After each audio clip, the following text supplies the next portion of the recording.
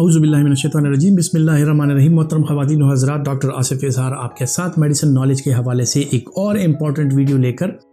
ख़वातीन व हज़रात, जो लोग शुगर का शिकार हैं, डायबिटीज़ का शिकार हैं, वो लोग मुख्तलिफ़ किस्म की दवाइयों का इस्तेमाल करते हैं और इन दवाइयों में जो खुसूसन मेटफॉर्मिन या जो सल्फोनाइल यूरिया ग्रुप की दवाइयाँ हैं वो तकरीबन आम तौर पे यूज़ होती हैं। लेकिन पिछले कुछ अरसे से जो कि मेडिकल साइंस में जितनी तरक्की हो रही है, मुख्तलिफ़ किस्म की दवाइयाँ जो हैं वो बाज़ार में आम हो रही हैं और शुगर के मरीज़ों के लिए भी फिक्स ड्रग कम्बिनेशन में मुख्तलिफ़ किस्म की दवाइयाँ जो हैं वो एक ही टैबलेट में आपको मुहैया कर दी जाती हैं और इनमें मुख्तलिफ़ किस्म के ग्रुप्स जो हैं जिनका मैकेनिज्म ऑफ एक्शन डिफरेंट होता है, उनको मिला के आपको दिया जाता है ताकि डुअल मैकेनिज्म से आपके शुगर लेवल को कंट्रोल किया जा सके। और इस हवाले से जो है तो आजकल की जो दवाइयां हैं वो बेहतरीन दवाइयां हैं और उनके साथ आपका शुगर कंट्रोल जो है वो बेहतरीन रहता है। अगर इस हवाले से बात की जाए, मेटफॉर्मिन के हवाले से मैं आपसे बात कर चुका हूं। आज मैं आपसे DPP-4 इनहिबिटर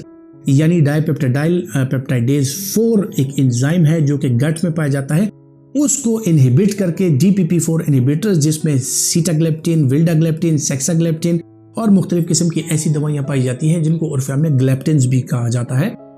ये दवाइयाँ जो हैं या तो आप ये अलोन यूज़ कर सकते हैं और बहुत से लोगों में खुसूसन जिनमें इंसुलिन रेजिस्टेंस का भी अंदेशा हो, जिनका वेट ज़्यादा हो, उन लोगों में आप इसको मेटफॉर्मिन के साथ इन कम्बिनेशन भी इस्तेमाल कर सकते हैं और इसका जो है मुख्तलिफ किस्म के तनासुब में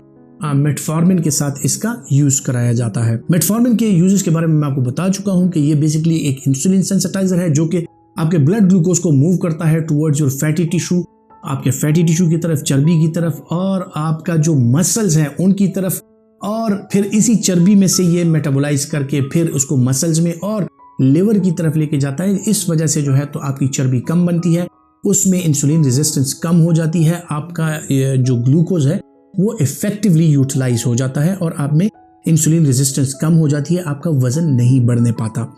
अब आइए बात करते हैं उस सेगमेंट की कि अगर मेटफॉर्मिन के साथ आप DPP-4 इनहिबिटर यानी विल्डाग्लेप्टिन या जो है तो सीटाग्लेप्टिन वगैरह इसको ऐड कर दें तो इसका क्या एक्शन होगा। DPP-4 इनहिबिटर जो है ये आपके गट में DPP-4 जो एंजाइम है उसको इनहिबिट करती है और इस वजह से जो है तो आपके गट में इनक्रेटिन लेवल जो है वो बढ़ जाता है। अब यही इनक्रेटिन लेवल जो है ये क्या करता है कि ये इन टर्म जाके एक्टिवेट करता है ग्लूकागॉन लाइक एक पेप्टाइड है उसको, और जैसे ही वो ब्लड में आता है ग्लूकागॉन लाइक पेप्टाइड, सो ये ग्लूकागॉन की तरह बुनियादी इसका जो साख्त है वो ग्लूकागॉन की तरह है, लेकिन वो ग्लूकागॉन की तरह एक्शन नहीं करता। इसके साथ आपका जो शुगर लेवल है वो नहीं बढ़ता, लेकिन आपके पेनक्रियास के जो बीटा सेल्स हैं वो इस ग्लूकागॉन लाइक पेप्टाइड जो है इसको काउंटर करने के लिए, यानी वो समझते हैं कि ग्लूकागॉन है, शुगर इंक्रीज होगी, तो इसको काउंटर करने के लिए वो बीटा सेल जो है वो इंसुलिन सिक्रीट कर देते हैं और इसके साथ जो है तो आपकी इंसुलिन सिक्रीशन आपके बीटा सेल से बढ़ जाती है और ग्लूकागॉन सिक्रीशन इतनी होती नहीं है जिसकी वजह से आपका ब्लड शुगर लेवल नहीं बढ़ता और वो कंट्रोल में आ जाता है, कम हो जाता है। सो ये इंसुलिन सिक्रीशन में इसका अमल दखल रहता है और इस वजह से क्या होता है कि आपकी इंसुलिन जो है वो जब सिक्रीट होती है आपका शुगर लेवल कंट्रोल हो जाता है। अब इन दोनों दवाइयों का मिलाने का मकसद क्या है? इन दोनों की दवाइयों को मिलाने का मकसद ये है कि जो भी इंसुलिन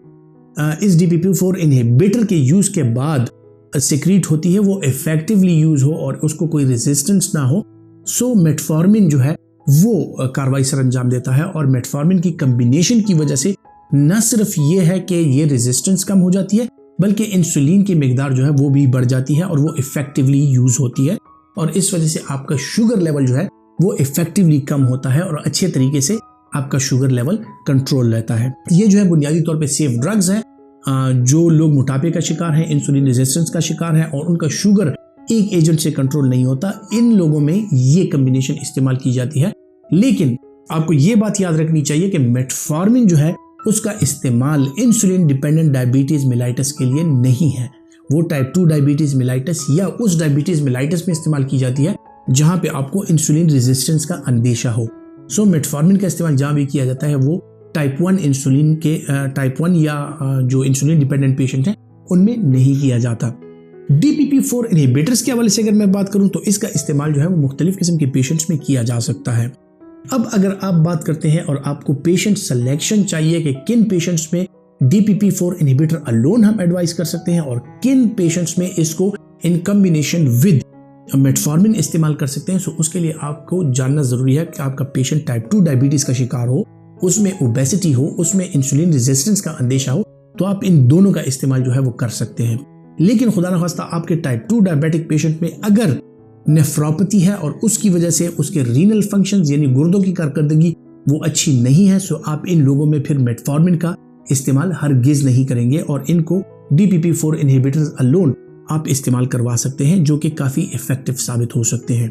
अब यही DPP-4 inhibitors fix drug combination में किसी सल्फोनाइल यूरिया वगैरह के साथ तो नहीं होते, लेकिन इसके साथ आप कॉन्कॉमिटेंटली सल्फोनाइल यूरियाज का भी इस्तेमाल कर सकते हैं कि एक time early in the morning नाश्ते से पहले आप उनको सल्फोनाइल यूरिया अपने पेशेंट को दें। और इसी तरह जो है तो शुगर कंट्रोल अच्छा रखने के लिए आप जो है तो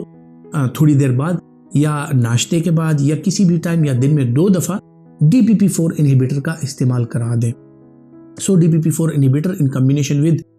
जो मेटफॉर्मिन है उसके लिए आपको पेशेंट सिलेक्शन की ज़रूरत होती है, लेकिन ये एक अच्छा कॉम्बिनेशन है जो आपके इंसुलिन रेजिस्टेंट पेशेंट हैं जिनका वजन ज़्यादा है, जिनका शुगर कंट्रोल नहीं है, इस कॉम्बिनेशन को आप उनमें इस्तेमाल कर सकते हैं, जिसमें DPP-4 इनहिबिटर यानी सीटाग्लेप्टिन या विल्डाग्लेप्टिन की 50 से लेके 100 मिलीग्राम तक और मेटफॉर्मिन जो है उसकी 500, 850 या 1000 मिलीग्राम यानी 1 ग्राम की डोज हो सकती है। इसके साइड इफेक्ट प्रोफाइल जो है वो मैंने आपको बता दिया कि आपको जिस तरह मेटफॉर्मिन का पता है कि उसका साइड इफेक्ट प्रोफाइल क्या है, CKD पेशेंट में आप उसको इस्तेमाल नहीं करा सकते। इसी तरह जो DPP-4 इनहिबिटर्स हैं, जिन लोगों में पेट के मसाइल होते हैं, जिन लोगों में हाजमे के मसाइल होते हैं, उन लोगों में आप इसका इस्तेमाल नहीं करा सकते। अदरवाइज मुख्तलिफ किस्म के मरीजों में, खुसूसन जो क्रॉनिक किडनी डिजीज के पेशेंट हैं, उनमें भी इसका इस्तेमाल कराया जा सकता है। उम्मीद करता हूँ ख़वातीन और हज़रात के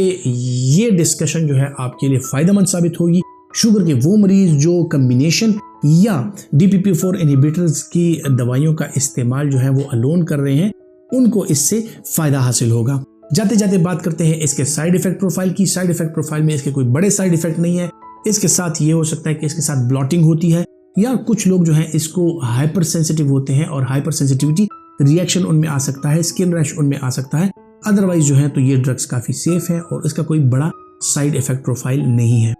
उम्मीद करता हूँ कि आपको जो इन्फॉर्मेशन चाहिए वो आपको इस चैनल से ज़रूर मिलती रहेगी। अपना बहुत सा ख्याल रखिएगा।